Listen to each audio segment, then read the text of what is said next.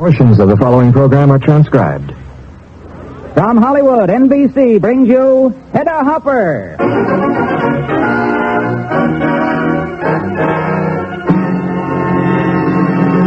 Hedda Hopper, who daily reports to 30 million readers in America and 8 foreign countries, now reports to you on the air.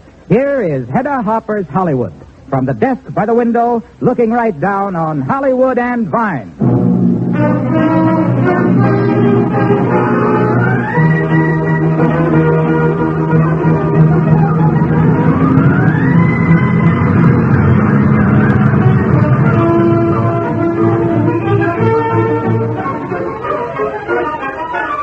And here she is, Hedda Hopper.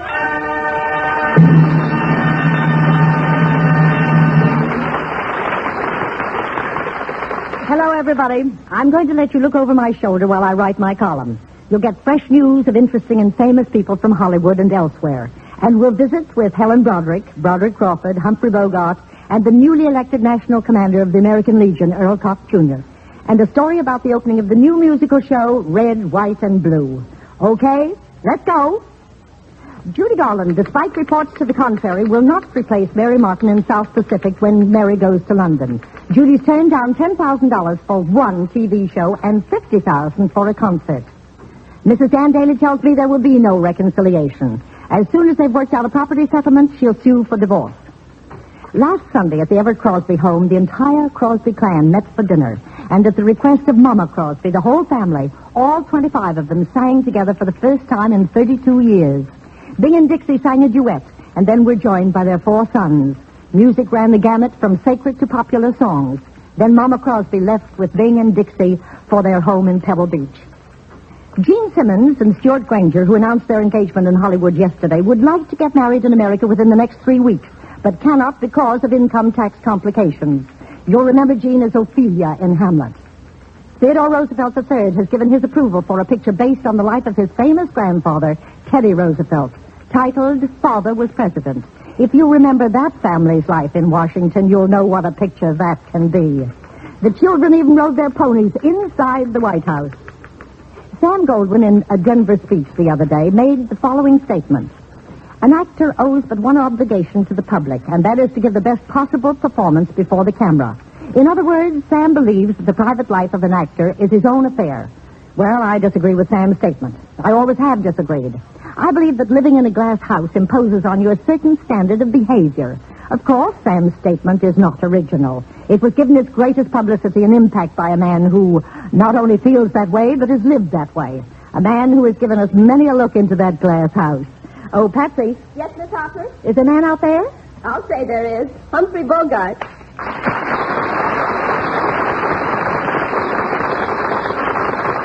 Yes, I'm here, and I've heard everything you said.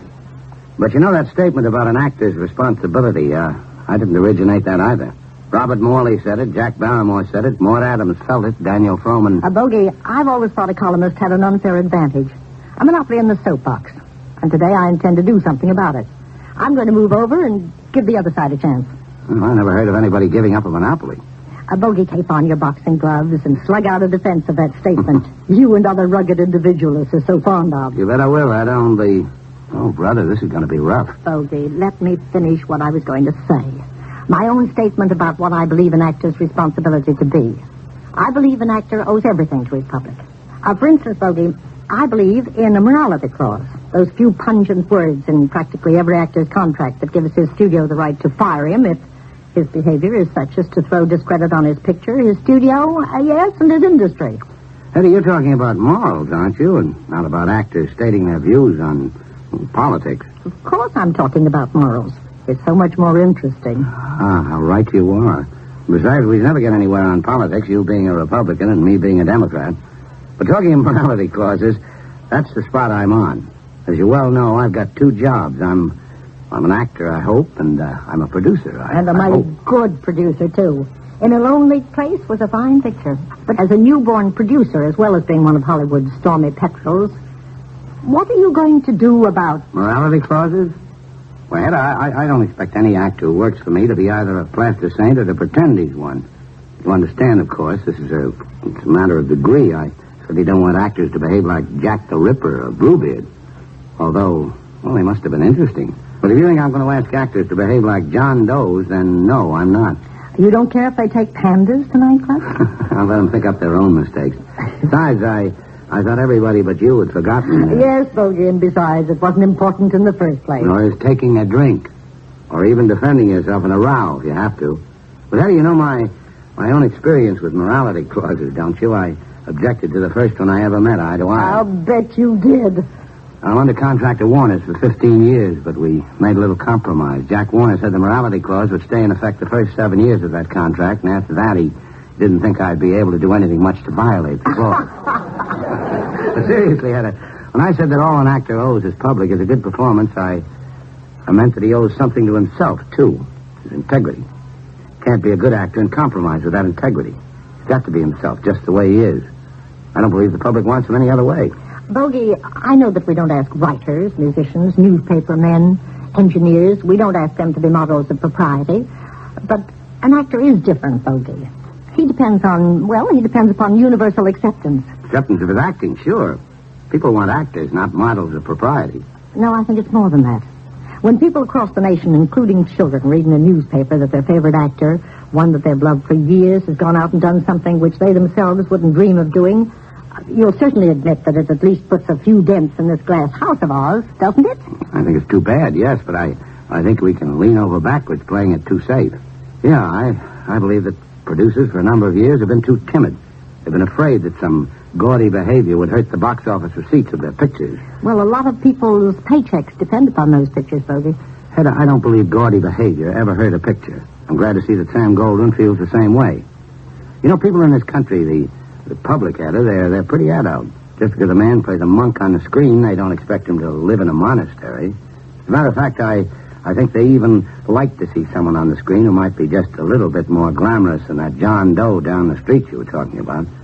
You know, Hedda, that brings up my second main argument. Hollywood was built on glamour, and I think it's getting a little dull around the edges. Oh, Bogey, you don't really mean you want to go back to the days of the leopard skins, the white Duesenberg cars, and the rose petal beds. And the people still look back and remember with love and affection the days of John Gilbert, Rudolph Valentino, Jack Barrymore. Yes, and how about Ethel Barrymore, Irene Dunn, Esther Williams, Helen Hayes? Sure, they're all nice people. Yeah, and they're all so colorful. They've got glamour, too. And not because of any escapades. Sure, of course. There's still room in this town for all types. I should think as a communist you'd agree. It's your bread and butter, isn't it? Of course, but I'm also a Hollywood citizen. So am I. Also our most rugged individualist. Thank you. You know, that's what we need more of, Hedda, in acting and everything else in the world. People who stand on their own 2 feet and say what they think. Act the way they themselves feel they should act. This is a country where people can be themselves. Okay, let's be ourselves. Say, have I got time to ask you a question? You sure have. Fire away. Well, Hedda, you've got glamour, and you use it, too. Why, that's mighty sweet. I'm a woman, too, and I used to be an actress. Used to be. You always will be. And you're not afraid to show off a little individualism, either. So here's my question. Why do you wear those silly hats? Oh, that does it. Goodbye, Bogey.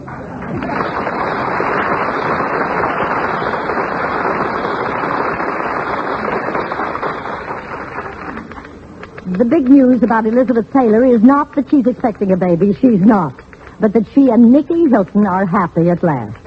Joan Davis, the well-known comedian, isn't feeling funny these days. She's being hard-pressed for heavy losses she suffered at the gaming tables in Las Vegas, Nevada. President Harry Truman heard from his experts before taking off for the South Pacific that he can expect 5 new faces in the Senate and 20 new ones in the House. Shelley Winters is protecting herself in the clinches. She said if she was criticized for showing up at the premiere of Harvey with Dan Daly, well, she'd swear it was all arranged by the studio as a publicity stunt. This week, just as the American Legion rolled into town, we rolled out a red carpet of our own for a new musical show which the Legion backed, titled Red, White, and Blue. Leroy Prince, who's produced some fabulous spectacles for pictures and Broadway shows, did the same for this. And when I got to the theater opening night, he was there waiting for me. Yeah, Hedda, let's go and watch from backstage, huh? Fine. You know, Hedda, this isn't just another show. It's for the Legion's Child Welfare and Veterans Rehabilitation Program. And when we finish here, we're going to tour the entire country. Who's on stage now, Leroy? Larry Storch. Larry Storch. Oh, you mean that boy who got his start in the Navy? Then started hitchhiking to New York, and Stanley Davis and Elon Packard landed him right in my office. Next stop, Ciro's. Is that really how he got here? Sure. Here, let me get that door. Listen, he's going one of his impressions. Thank you very much. You know, it's amazing when you go shopping. I shop for characters.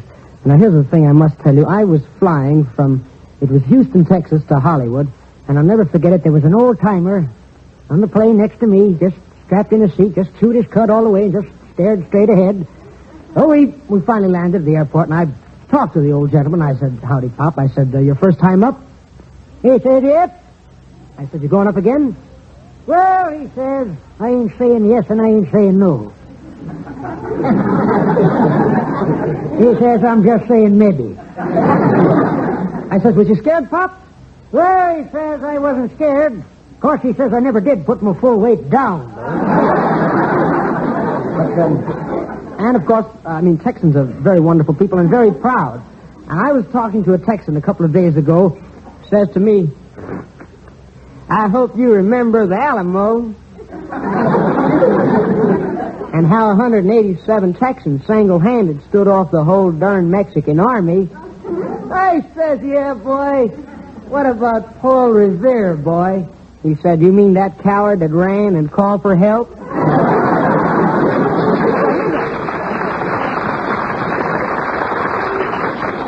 Well, here's a story I like to hear myself tell. But a Texan that I know of was hauled into court by his little wife, and she wanted a divorce. So the judge read the charge, and he said, well, now let's see what we have here. Assault and battery, blasphemy, mental cruelty. What do you say to that? Big Texan looked up and he said, why, shucks, ain't nobody perfect. The judge says, madam, I award you your freedom and $50 a month for the next 10 years of your life. He said, you know, Judge, you're not a bad guy. Shucks, I'll throw in a couple of bucks myself. You know, there's a good chance that our show may go to England, and I'm very happy about it. The English are very shy, you know, and very conservative. Have you ever heard an Englishman broadcasting a prize fight? Here's a thumbnail sketch of an Englishman doing a prize fight. Sir Paddington Higgins, would you take over? Thank you very much. And good evening to all of the boxing fans all over Britain. Here we are at the ringside at Wembley Stadium. It is a glorious night in the typical British crowd. We're waiting for the bell to sound. There it goes, and we're off. Splendid. Oh, there, that was a good one. Good one. Oh, my word, I wish you could all be here to see this. My word, he's hit him upstairs, hasn't he? And now he's hit him downstairs. This other chap over here doesn't seem to like it, though, but he's had a bit of revenge, and his punch just broke a terrific crack to the nose, and it looks like it is blood. But I can tell you, oh, hello. Somebody seems to be down. Somebody's definitely down. We can't see from here. I know the boy. And he's getting up, too. Oh, isn't that brave of him? What was it Kipling once said about courage? In some far-off corner that is forever England. No. He who goes into hide, well, it doesn't matter now. He's dead anyway. So...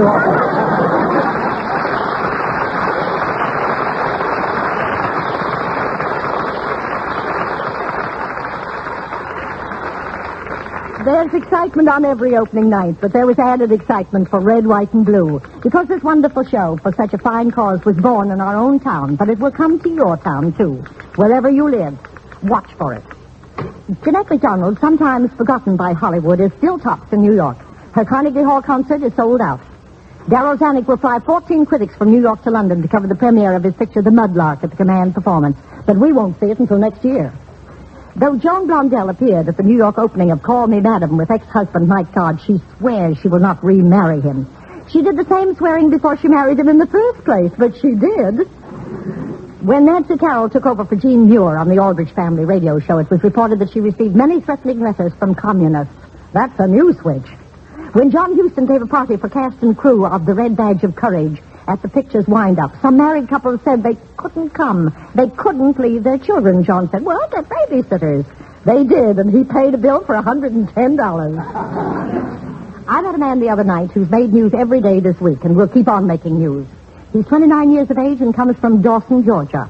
He was executed by the Nazis in 1945. Yes, a German firing squad riddled him with bullets. He was left for dead, but he refused to die. Villagers found him, hid him, nursed him for 48 hours before his troop reached that area. He spent the next 14 months in 27 different hospitals, and after 17 operations made an amazing recovery. His name is Earl Koch, Jr. 2 days ago, he was elected National Commander of the American Legion. And the day before he left town, I went down to the Biltmore Hotel to have lunch with him. We talked of many things. Sorry we ran past the hour, Earl. But with good food and such interesting conversation, what woman thinks of time? It was a pleasure, Hedda. We've talked about so many things, and I've learned so much that... Is there something in particular you want to ask me?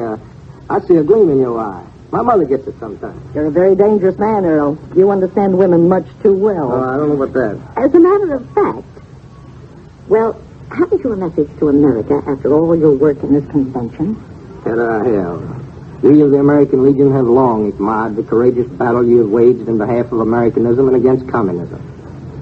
The American Legion is pledged to work hand in hand, shoulder to shoulder with all of the patriotic fellow citizens who are capable of sensing the danger that now faces us. If we can make our people realize that these are grim realities and not merely images that some of us dreamed up, we shall weather all of our difficulties and continue to live in peace and happy world. We must resolve to keep America spiritually upright, materially strong in order to deter those who are now plotting its destruction and overthrow. Your program will become a great American institution. I am happy indeed to salute you on behalf of the foremost association of fighting men and women confederated together in the ranks of the American Legion, and to wish you continued success and Godspeed. Thank you, Earl.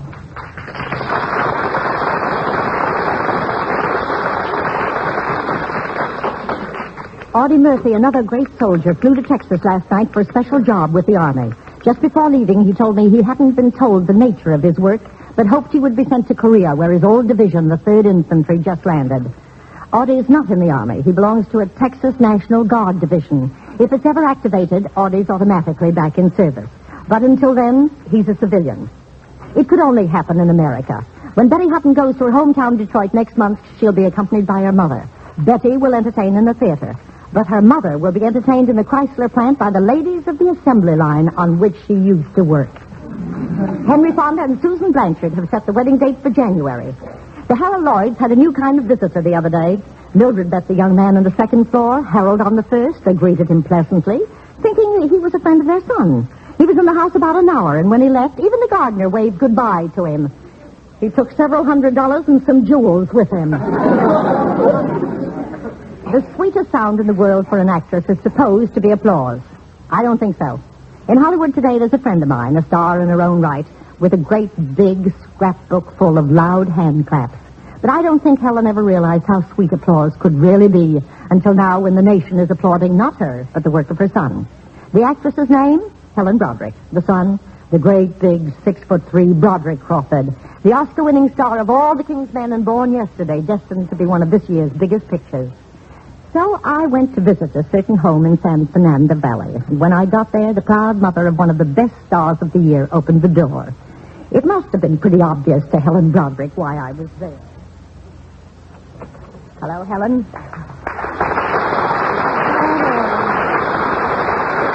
Well, what a surprise. Hedda Hopper. I know. You've come to show me some pictures of your grandchild. What? Well, you always do. You know your purse is simply bulging with them. Oh, I didn't know it showed. I'm a grandmother, too. And with pictures. Come on in, Hedda. Helen, by the sheerest coincidence, I do happen to have a snapshot of Joan you haven't seen.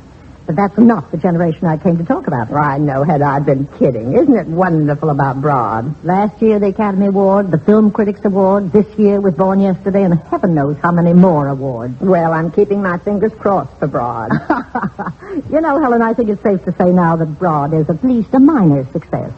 He might even go conservative and say he's on the crest. He's in the chips. He's in clover. He's in the kitchen fixing the sink. Oh, Brod, come on in here with company. Company? Is the kind I gotta put my shirt on for?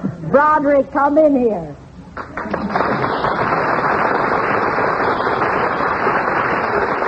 Oh, Hedda, it's just you. Gee, I thought it might be somebody.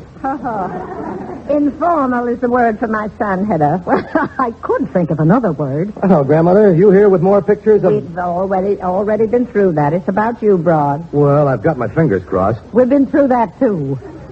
Seriously, Hedda, the way things happen in Hollywood, I never count on anything. Do you know how many parts Brod was in and out of before he made his big hit in All the King's Men? Well, for a while there, I ran the gamut of pictures from B to B minus. But, Brod, after your fine work in the stage starring as Lenny in Of Mice and Men... Well, sure, but a guy can't go on doing them sensitive parts forever.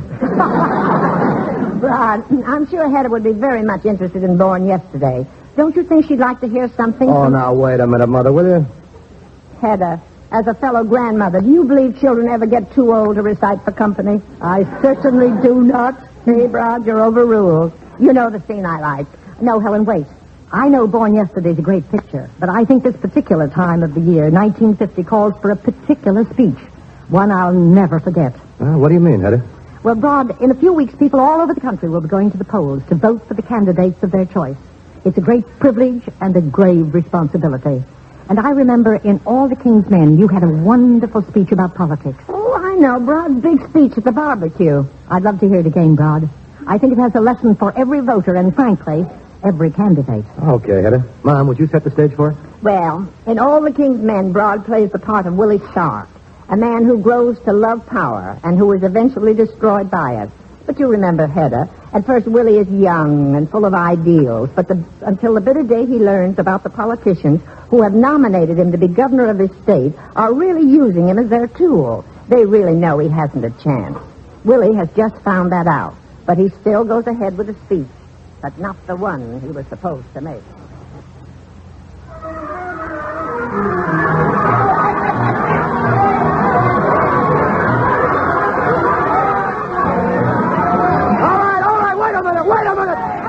Quiet, everybody, quiet! I'm not going to make a speech. Hey, you tell him, Willie. But I am going to tell you a story. It's a funny story, so get ready to laugh. Get ready to bust your sides laughing, because it's sure a funny story. It's about a hick. A hick like you, if you please. He grew up on the dirt roads and the gully washes of a farm. He knew what it was to get up before dawn and get feed and slop and milk before breakfast, and then set off and walk 6 miles to a one-room slab-sided schoolhouse. Oh, this hick knew what it was to be a hick, all right. He figured if he wanted to do anything, well, he had to do it himself. So he sat up nights and studied books. He studied law because he thought he might be able to change things some. He didn't study that law in any man's school or college. He studied by himself at night after a hard day's work in the field because he thought he might be able to change things some for himself and for folks like him. I'm not going to lie to you. He didn't start out thinking about the hicks and all the wonderful things he was going to do for him, no. He started out thinking about number one. But something came to him on the way. How he could do nothing for himself without the help of other folk. It was going to be all together or none. That's what came to him. It also came to him with a powerful force of God's own lightning back in his home county when a schoolhouse collapsed because it was built of politics, rotten brick. It killed and mangled a dozen kids, but you know that story. The people were his friends because he fought that rotten brick. And some of the politicians down in the city, they knew that. So they rode up to his house in a big, fine, shiny car and said as though they wanted him to run for governor. Oh, they told him, and that hick, he swallowed it. He looked in his heart and he thought in all humility how he might try to change things. He was just a country boy who believed that even the plainest, poorest fella can be governor if his fellow citizens find he's got the stuff for the job. Well, those fellas in the striped pants, they saw that hick, and they took him in. Now listen to me, you hicks. Yeah, you're hicks just like I am. They fooled you 1,000 times just like they fooled me. Well, this time I'm going to fool somebody. I'm going to stay in this race. I'm on my own now and I'm out for blood. I'm going to stay in this race and I'm going to win.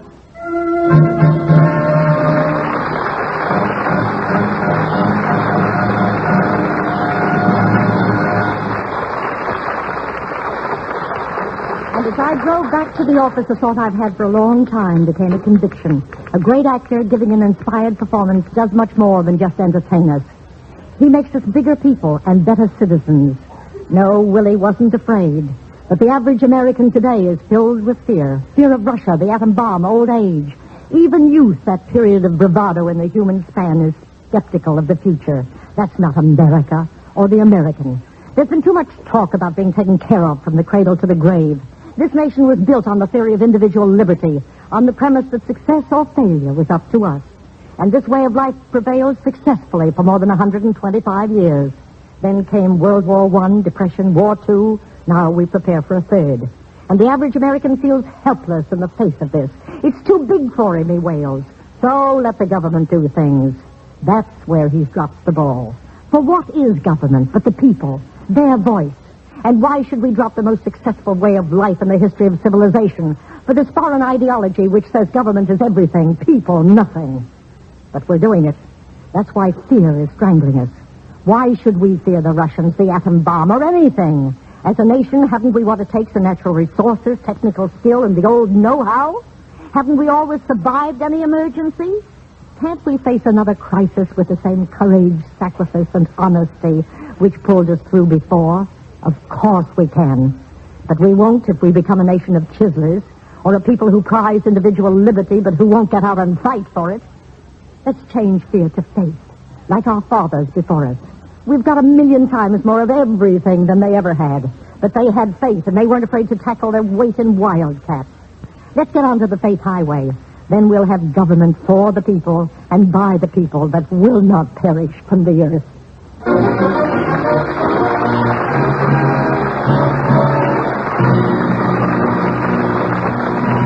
Next week, NBC will again bring you Hedda Hopper with an exciting new musical talent from Hollywood's nightlife, a visit with a public figure prominent in today's news.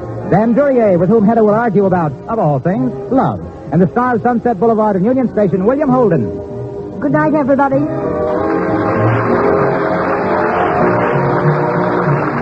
Portions of the preceding program are transcribed. Leroy Prince was impersonated. Next, your hit parade on NBC.